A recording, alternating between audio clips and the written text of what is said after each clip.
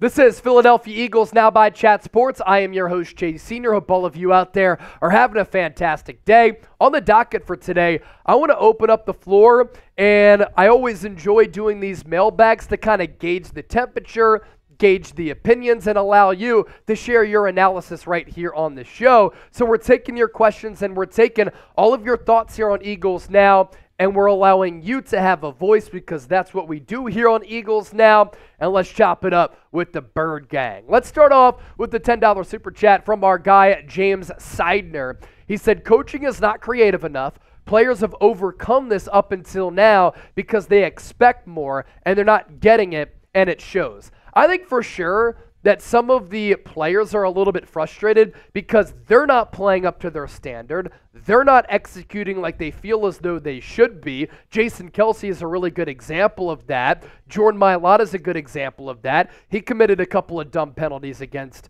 the New York Giants this past week. And for Jason Kelce, he has made some uncharacteristically bad mistakes as well this year. And this whole Eagles team has felt a little bit off, a little bit out of rhythm, a little bit out of sync. The players have to look in the mirror and they have to understand that they haven't executed, that they haven't played up to their standard. They also have the right, and they are totally right in believing this if they do, that the coaches haven't necessarily put them in a position to succeed.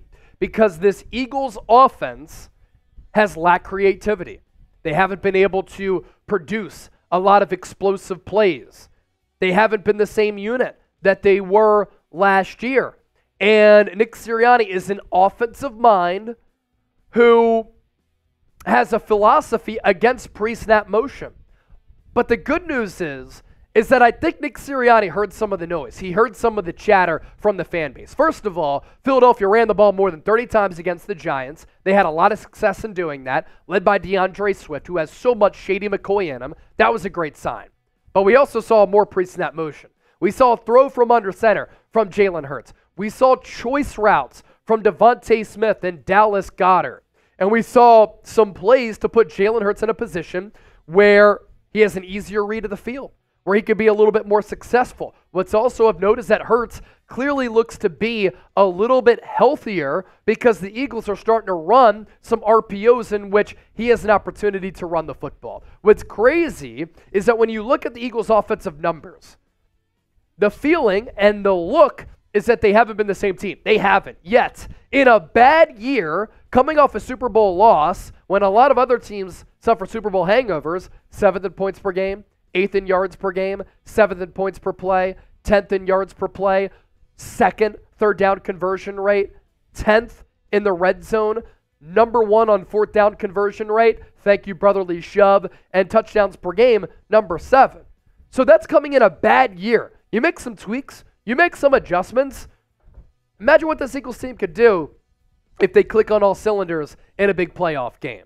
Elijah! So good to see a real one back. He was doing a little bit of an NFL tour, so we're glad that he's back watching the show. $50 super chat right here. A little frustrated with Sirianni. I don't think he's in too much trouble, especially when we had Chip Kelly that went 4-12, then on pace for 6-10, while dismantling the team before firing him. And then Elijah continued by saying, you got to keep in mind, we've had first-year coaches and coordinators at offensive coordinator and defensive coordinator. I think it's always an underrated talking point when you lack continuity within your coaching staff because the verbiage, the play calling, the rhythm, the feel, the outlook, the vision of the offense and the defense is a little bit different going from one coordinator to another. Can we also talk about how good of a job Shane Steichen's been doing?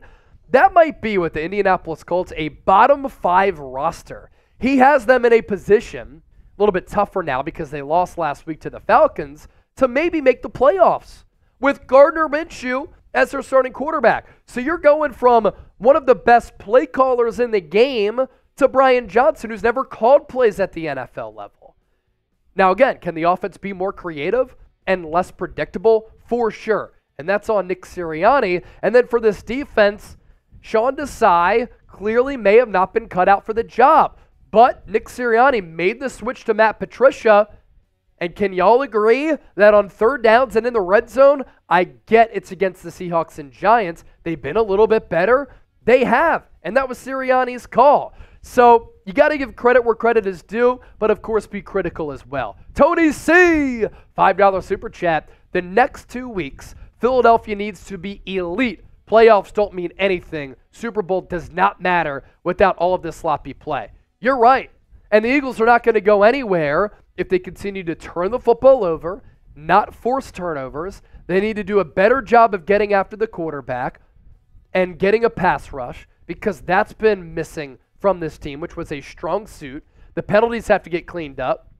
The turnovers are awful, especially with where they're coming on the opposition side of the field, which takes away opportunities to put points on the scoreboard, hurts your momentum, and then gives the team other points. The Eagles gave the Giants 14 points on Christmas. If they don't do that, it's a blowout. And statistically, they dominated that game. Stephen Bailey, what the hell is going on with Rashad Penny? He has had so many injury issues throughout his career, Stephen. And I think this coaching staff might know that better than we do.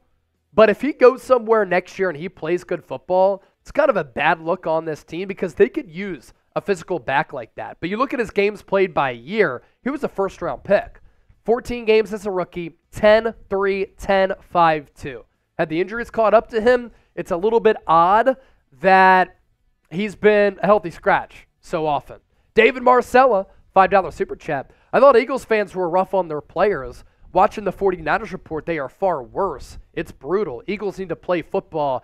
F analytics. Yeah, as I've said, the way that I view analytics, if you have access to numbers and data to help you improve as a business, you'd be dumb not to incorporate some of those numbers. But when you're making big decisions with a big business or with a multi-million-dollar business like the Eagles, you have to make decisions based on gut and feel and momentum and what you feel in your stones, right? And what you feel in your heart, deep inside your body.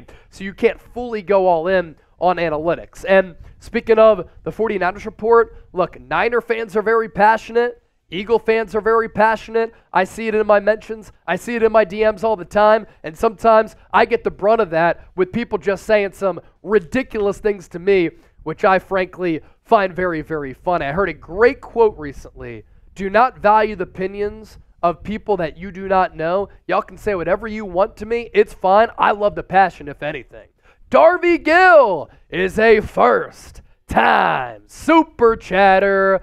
Why don't the position coaches do a better job of keeping the players calm? You know what's an underrated element of this? Is that Dom DeSandro has not been on the sideline.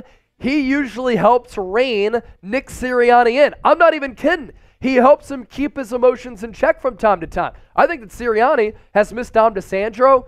Maybe you make a good point, though, Darby Gill, and that the position coaches could do a little bit of a better job as well. Krista King, also a first-time super chatter. Super chat from a super fan. Appreciate what you're doing. My dad was a huge Philly fan, passed away in April of 2023. Prayers to you as well as your family. I lost my mom back in 2018. So we're all kind of a part of a club of people who have lost their parents, because we can all relate to that loss. And it's tough. Enjoy listening to you break it all down. Go Birds. I love comments like that. You're the type of people who we do it for. We do it for the real ones, Krista King. Our show today in our mailbag, sponsored by Prize Picks, $100 deposit match. If you're looking to make game days a little bit more spicy and you want to put some money on the line with some daily fantasy sports, do it with Prize Picks. I'm telling you, you're going to have a lot of fun playing their more or less game. You choose more or less on a projected stat line for 2 or more players, and you have the opportunity to win real money. Here were my picks for that Christmas game against the Giants. I won my Niners selection between Niners and Ravens and crushed it. $5 to win 50. So those are what the payouts are. This was 5 to win 50 as well. Now you can put in some insurance where if you go 2 for 3, you still have the opportunity to win real money, but the payouts are a little bit less. If you use our link, prizepicks.com/CLNS, code CLNS, you get a $100 deposit match, which means you put in $100, you get $100 back. Prize Picks, we appreciate them for making the show possible here today. Let's answer more of your questions here on Eagles Now, as well as your comments. Aiden Kuzio, love the profile picture. Agent Zero, if the Niners lose to the Commanders, do we get the number 1 seed? So in order for the Niners to not get the number 1 seed, and for the Eagles to get the number 1 seed, I guess is the better way of putting that. Here you go. To get the number 1 seed. Great job by Chip on the fly here. Eagles need to win out against Arizona and New York. They need the Niners to lose one of their final 2 games. Detroit does own the tiebreaker because they have the better record against common opponents. So the Lions are going to need to lose one of their final 2 games. They're on the road against the Cowboys. Cowboys desperate for a dub. And then they play Minnesota at home. That's how the Eagles can get that number 1 seed. Great job there, Aiden. Paul, our guy Paul C., a Bird's Nest Hall of Fame member. And him and Romeo Talon have sent in the largest super chats this year. Paul, we appreciate you, brother. I understand Ricks and Ringo are rookies with a lot to learn, but with Slay getting older, how about moving Slay to the slot and having the other 2 on the outside? Thoughts, brother? My brother. Appreciate you again and all of your support of the show. So for outside corners, it's not always easy to move to the inside. It's a different feel. It's a different vision. It's a different sight line. You're playing against different players. Some players can do it. Some players cannot. It's a different area of the field that you have to cover, so the instincts are a little bit different. Darius Slay has actually been really, really good this year, and I should probably do a video soon looking at some of the Darius Slay numbers, because especially with how he's been able to match up against some top-tier corners, top-tier wide receivers, across the NFL, he has fared very, very well. I think that Darius Slay is going to stay on the outside. The move, though, Paul, that I would make is benching James Bradbury once Slay does come back, and you roll with either Keely Ringo or Eli Ricks on the outside, because both Eli Ricks and Keely Ringo have played excellent football the last couple of weeks. Ringo, last 2 games, 74 snaps at outside corner. He's given up 2 catches, 9 yards, a passer rating of 8.3 when targeted. Ricks in his last 2 games, 6 targets, 1 catch, 1 yard, a passer rating of 39.6. I'm going with the hot hand. I'm benching the Wash James Bradbury. If the young guys are young, don't let that be the reason they don't play. They're playing better football right now. Lion Fighter, speaking of one of our OGs, do you honestly believe the Eagles can get to the Super Bowl? I honestly do. But they're going to need to clean up the penalties. They're going to need to stop turning the football over. Those things are difficult to overcome. They're going to need to play up to their level, which we've seen at moments in games. What if the Eagles get hot here, working off the momentum of the Giants game? They beat up on Arizona. They beat the Giants. Then they're starting to feel confident. Then they find what they're doing well and what works offensively. Matt Patricia works his magic defensively. And then the Eagles get into the playoffs and they play up to their standard. This team's really, really dangerous, and no team wants to play an Eagles team that's clicking. So yes, Lion Fighter, I do believe they can get back. KJ Dub, do you think anyone is getting fired after the year? Sean Desai is probably going to go somewhere else. I think that Matt Patricia is probably going to be named full-time defensive coordinator if the defense continues to play well. Brian Johnson, it's going to be difficult for him to get fired, I think, because some of the Eagles' numbers are good. We talked about them earlier. 7th in points per game, 8th in yards per game, 7th in points per play, 10th in yards per play, number 2 third down rate, number 1 fourth down rate, 10th in red zone scoring, 7th in touchdowns per game. And that's without the defense really helping you out a lot. So if anybody gets fired, it's Sean Desai was pretty much fired. So that's basically one move already. I think he goes elsewhere. I think Patricia might get elevated. And I don't think they're going to look for a new offensive coordinator. I also don't think that Brian Johnson is going to get a head coaching job yet. Andrew Nathan, I want to see Jalen under center more. Peyton Manning said it. We run a lot of the Colts wide receiver concepts from his time in the league. Let's get back to straight power football, PA boot. The play action boot would be good. The Eagles ran a play action pass under center against the Giants, it was that beautifully thrown ball to Dallas Goedert down that far sideline, in which it was a tight window throw from Hurts. That was the second throw from under center that the Eagles have called all year.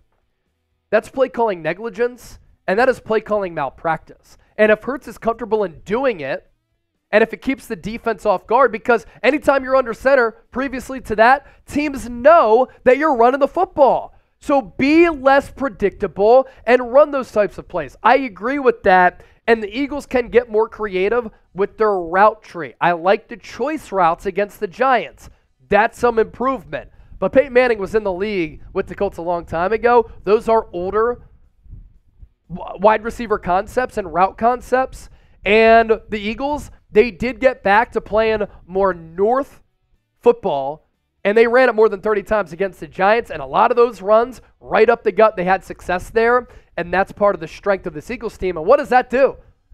Andrew, as you pointed out, opens up the play action, opens up the pass game, and it opens up the explosive plays, which the Eagles have not had a lot of this year. Riding the Bench podcast. Hope you're still getting the pods going. Anyone feel when Swift and Gainwell run the ball 3+ times on a drive, it results in points? Can the issues of this team with turnovers, defense, and Jalen Hurts' poor play be fixed by running it? I think so.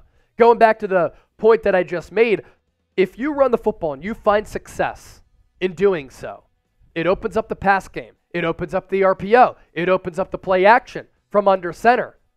It opens up some of the shot plays that this Eagles team has been desperate to take all year long. And that's been missing from this Eagles team this year. So I want to see more of that. And the Eagles record when they run it more than 23 times compared to when they run it less than 23 times, is far greater. I'm going to try to look up this stat real quick because it's actually a pretty crazy split. I can't find it right now, but the splits are wild with the Eagles running it 23+ times. The record is so much better. Watermelon. Who would they face if they were to stay as the 3rd seed? So obviously it depends on who is the 6th seed, right? Right now, a 3-6 matchup would be against the Rams because the Rams are that 6th seed. So there you go, Watermelon. Appreciate all those questions that came in. Carol Hosey, when will Slay be back? You know, he was out indefinitely because he underwent arthroscopic surgery. The Eagles expected him to be back before the end of the regular season or before the playoffs. I guess it could depend on the Eagles maybe getting a bye that could give him extra time. Or it depends on, you know, his recovery and stuff like that.